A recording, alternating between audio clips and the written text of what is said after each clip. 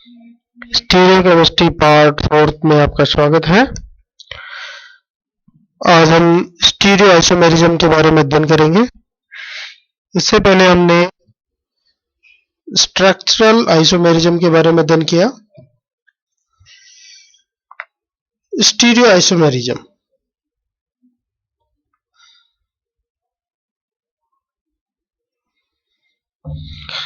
जब समअवयवों की संरचना, बंध की स्थिति आदि तो बिल्कुल समान हो, किंतु त्रिविमीय आकाश में उनके विभिन्न समूहों की स्थिति भिन्न भिन्न या अलग अलग हो तो उसे हम स्टीरियो आइसोमर्स कहते हैं। इस परिघटना को स्टीरियो आइसोमेरिज्म कहते हैं और रसायन विज्ञान की इस शाखा को हम स्टीरियो केमिस्ट्री कहते हैं। अर्थात जब किसी भी कंपाउंड या संरचना में ग्रुप्स की स्थिति त्रिविमीय आकाश अर्थात 3 डायमेंशनल स्पेस में अलग अलग हो तो वो स्टीरियो आइसोमर्स कहलाते हैं। यह है इनके टाइप के बारे में देखते हैं। स्टीरियो आइसोमेरिज्म को दो भागों में डिवाइड किया गया है, कॉन्फ़िगरेशनल आइसोमेरिज्म और conformational isomerism.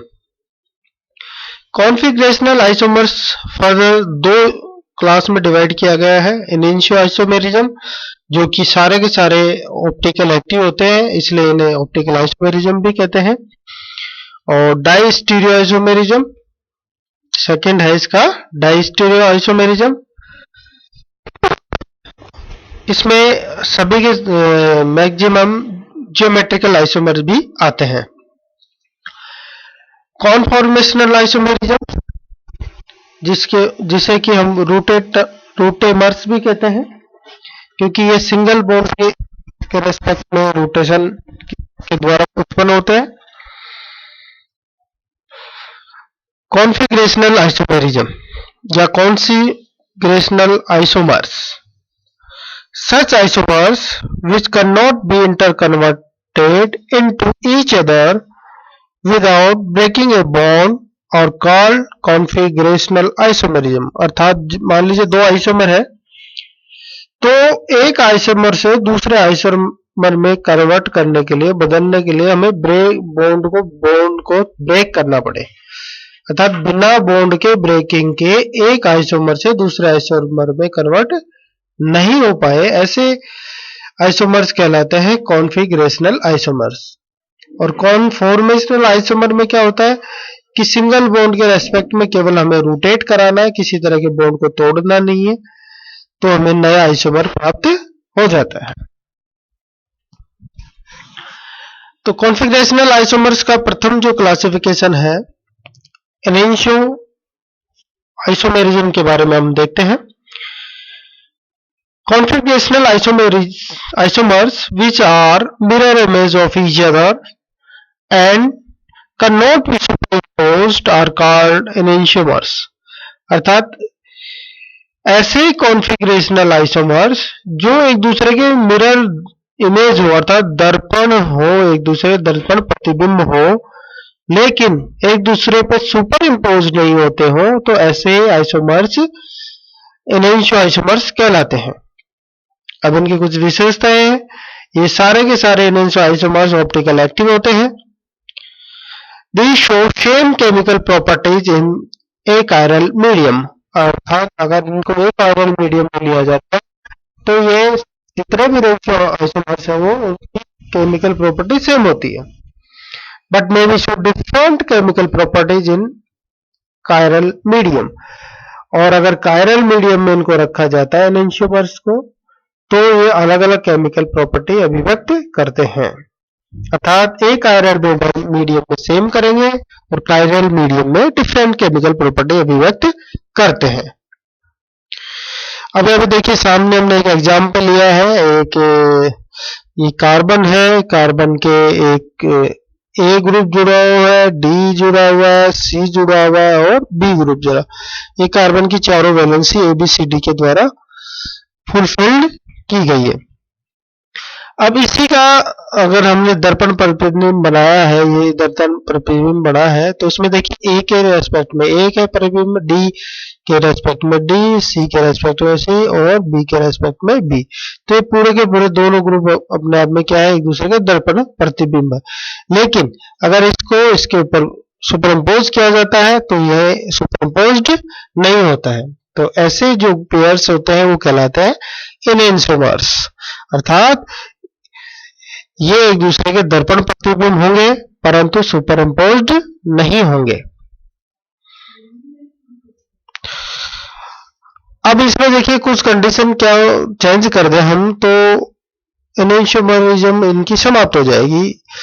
If two groups are the same then these are represent same compound. और इनमें से कोई भी दो ग्रुप अगर सेम हो, अर्थात जैसे ए और बी अगर सेम है तो ये एनेंटियोमर नहीं होंगे। Any two A equal to B हो अथवा ए इक्वल टू सी हो अथवा ए इक्वल टू डी हो अथवा बी इक्वल टू सी हो या सी इक्वल टू डी हो, कोई भी ऐसा कोई दो ग्रुप सेम हो जाए तो यह एनेंटियोमर नहीं रहेगा, दोनों के दोनों सेम कंपाउंड होगा। यहाँ पे हमने एग्जाम्पल लिया है ग्लिसरॉल्डिहाइड, यहाँ पे कार्बन है, ये फिशर प्रोजेक्शन है ग्लिसरॉल्डिहाइड का। एक CHO ग्रुप जुड़ा हुआ है, दूसरा CH2OH ग्रुप, H और OH ग्रुप है। इसका दर्पण प्रतिबिंब हमारे सामने है जो CH3, CH2, OH, ये दोनों एक दूसरे के दर्पण प्रतिबिंब है लेकिन सुपर इम्पोज्ड नहीं हुए, तो इसलिए ये क्या हो गए, एनेंटियोमर्स हो गए। ऐसा ही दूसरा एग्जांपल लिया हमने लैक्टिक एसिड। लैक्टिक एसिड में कार्बन के साथ में चार ग्रुप लगे हुए हैं, चारों के चारों अलग अलग हैं, एक COOH है, एक OH है, एक CH3 और H। इसी का दर्पण प्रतिबिंब हमारे सामने है, इसका प्रतिबिंब OH, COOH का ये, CH3 का CH3 और H का H, ये दोनों एक दूसरे के दर्पण प्रतिबिंब है और ये सुपर इम्पोज नहीं है एक दूसरे के ऊपर, इसलिए ये एनेंटियोमर होंगे। ये लैक्टिक एसिड क्या है, एनेंटियोमर्स है। तो थर्ड एग्जांपल है एनालिन। यहाँ पे देखिए H के दर्पण पर H है, CH3 का CH3, COOH, COOH का COOH, CH3 का CH3, NH2 का NH2, और इन दोनों एक दूसरे के दर्पण प्रतिबिंब है और सुपर इम्पोज नहीं है, तो ये एक दूसरे के एनेंटियोमर्स होंगे। इसी तरीके से हम मैलिक एसिड को लेते हैं। मैलिक एसिड में भी कार्बन की चारों वैलेंसी चार अलग अलग ग्रुप से जुड़ी हुई होती है, अर्थात चारों में से कोई भी दो ग्रुप सेम नहीं है और इनके प्रति दर्पण प्रतिबिंब भी बनता है जो सुपर इम्पोज नहीं है, इसलिए ये एनेंटियोमर्स हुए।